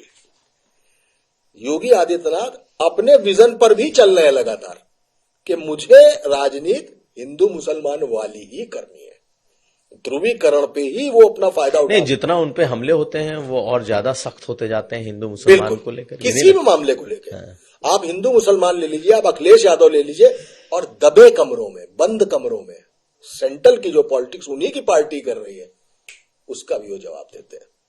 उसका एक उदाहरण है कि ऊपर सेंट्रल कोटे के मंत्रियों के काम ही नहीं होते। उसका एक उदाहरण एके शर्मा बहुत मजबूत है। एके शर्मा का उदाहरण इसलिए जानबूझ कर दिया कि बहुत बड़ी चीज है। एके शर्मा सीधे नरेंद्र मोदी ने भेजा है भाई। भाई 3 बड़े विभाग भी तो उनको दे रखे हैं। दे रखे, काम नहीं है। मैंने आपको उसका एक उदाहरण सब टीचर वाला दे ही दिया। तो ये है, तो योगी आदित्यनाथ वही बात, हट जिद, आपने कहा कि जिद है, वो नेचर है, वो तरीका है, उनका स्टाइल ऑफ पॉलिटिक्स है, वो वैसे ही पॉलिटिक्स करेंगे। झुकेंगे नहीं। उस स्टाइल ऑफ पॉलिटिक्स से वो पॉलिटिक्स करना चाहते हैं। उनको मालूम है कि संगठन से और आला कमान से उनके खिलाफ काम हो रहा है। मुख्य सचिव नहीं बनने दिया, डीजीपी नहीं बनने दिया, तमाम काम नहीं करने दिया, टिकट एक भी नहीं दिया, मंत्री एक भी अपना नहीं, मंत्री अपने नहीं बनने दिए। इन सब चीजों को देखते हुए वो समझते हैं कि मुझ पर पीछे से मतलब खोखला किया जा रहा है मुझको, तो वो कैसे मजबूत होगा। वो आदमी अपने ही तरीके, अपनी यूएसपी जो है इसकी, कट्टर बोलना, सीधा बोलना, कि माफिया गोली चलाएगा तो गोली का जवाब गोली से देंगे। देखिए कोर्ट एक दिन पहले कहती है, अगले दिन बयान दे देते हो कि बदमाश गोली चलाएगा तो गोली। उनकी छवि वैसी बन चुकी है। वो छवि ही तो इस देश में उनको नेक्स्ट प्रधानमंत्री का कंटेंडर मानती है। ये छवि हो गई है, और यही मजबूरी है आला कमान की कि वो उत्तर प्रदेश पे 100 बार हटा चुके हैं अब तक योगी आदित्यनाथ को, लेकिन हटा नहीं पाए। भले ही गुजरात में पूरे घर के बदल डाले हो, मोहन यादव से लेके मतलब शिवराज चौहान, वसुंधरा को सबको किनारे लगा दिया हो, लेकिन उत्तर प्रदेश ने, इसीलिए मैं आपसे कहता हूं उत्तर प्रदेश की पॉलिटिक्स का टेक्सचर बिल्कुल अलग है। उत्तर प्रदेश भारतीय जनता पार्टी की पैदाइश है। यहां पे इतनी आसानी से की छेड़छाड़, ये राम प्रकाश गुप्ता जैसे मुख्यमंत्री नहीं है, ये श्रीपति मिश्रा जैसे मुख्यमंत्री नहीं है कि आपने जो कहा जी मैडम या जी सर वाला काम हो जाएगा। ना, ये योगी आदित्यनाथ तय करेंगे क्या करना है क्या नहीं करना, इसलिए योगी आदित्यनाथ है। ये है। बहुत सीरियस बातें हुई, लेकिन कुछ ऐसी बातें जो आपके बारे में भी मैं पूछ लूं। आपने अपने वर्सिटैलिटी के बारे में सब कुछ जानते हैं। आपने, अब मैं आ रहा हूं, आपने जो लिखा, आपने फिल्म के डायलॉग लिखे, अतिथि तुम कब जाओगे, और गीत भी लिखा जी। तो गीत नहीं लिखा मैंने, कोई गाया। हाँ, आपने गाने गाए जी। तो आपने जो लिखा वो आप थोड़ा हमें सुना दें हमारे दर्शकों के लिए, अगर आप सुना सकते हो तो। और एक आध गाना आपका मैंने यूट्यूब पे भी देखा कि आपने बहुत गाते हुए सुना, मैंने कहीं सोशल मीडिया पर, सोशल मीडिया पर सुन लिया तो वो गुनगुना लें। तो अभी भाई 2-3 काम बॉम्बे में कर रहा हूँ, मतलब वेब सीरीज भी है, फिल्म भी है, और मतलब जिस बैनर को आप जानते हैं उस बैनर से है। बहुत बढ़िया। हाँ, मतलब कोई छोटा मोटा काम नहीं करना है, नहीं करना है तो नहीं करना है, करना है तो फिर कोई कायदे का करना है, वो जब भी हो। चीजें पाइपलाइन में है, मुश्किल से 1 हफ्ते के भीतर एक किताब आ रही है। हाँ, उस किताब के बारे में भी मैं जानना चाह रहा था कि आखिर वो किताब कौन सी है जी, और उस किताब में है क्या। वो किताब, वो एक ऐसी कहानी है जो इजराइल से चली है, कोलकाता, इलाहाबाद, दिल्ली, लखनऊ होती हुई कानपुर तक गई है। उस किताब में इश्क है, इबादत है, अकीदत है, उन्स है और जंग भी है। वो कहानी है एक जासूस की, वो कहानी है एक तवायफ की, वो कहानी है एक ऐसे कसाई की जिसने मोहब्बत की जन्नत को बना दिया कसाई बाड़ा। तो वो कहानी आपको बहुत जल्दी पढ़ने को मिलेगी। कसाई बाड़ा उसका टाइटल है, किताब का नाम कसाई बाड़ा है। मुश्किल से शायद ऊपर वाला चाहेगा तो 8-10 दिन में आपके सामने आ जाएगी। और अलग किस्म की कहानी है, अलग जॉनर की कहानी है, मजा आएगा आपको। मैं चाहता हूं भगवान कसारी मसारी की तरह इसको भी बेस्ट सेलर बनाए, आप भी दुआ दीजिए। नहीं, बिल्कुल, आपके लिखने की शैली और किस्सा गोई लोगों को बहुत पसंद आती है, तो नेचुरल है कि ये भी उसी श्रेणी में जाएगी। तो ये सारे काम कर रहा हूं। बाकी फिर नानी हूं, कहानी बताता रहता हूं, किताबें हैं, 5-7 किताबें और लिख रहा हूं, सब जगह से साइन हूं। धीमे धीमे करके लिख पाऊंगा, किताब लिखने में एक समय है। आपने गाने की बात कही तो मैं 2 लाइन सुना देता हूं आपको। किस किस को सुनाएंगे जुदाई का सबब हम, किस किस को सुनाएंगे जुदाई का सबब हम। तू मुझसे खफा है तो जमाने के लिए रंजिशी सही। तुम ही सोचो जरा क्यों न रोके तुम्हें, जान जाती है जब उठ के जाते हो तुमको अपनी कसम जाने जा। बात इतनी मेरी मान लो, आज जाने की जिद ना करो। वो नहीं सुनता उसको जल जाना होता है, प्यार दीवाना होता है, मस्ताना होता है। तू जो कहे जीवन भर तेरे लिए मैं गाऊं, तेरे लिए मैं गाऊं, रंजिशी सही आज जाने की जिद ना करो। मेरी आवाज ही पहचान है, गर याद रहे।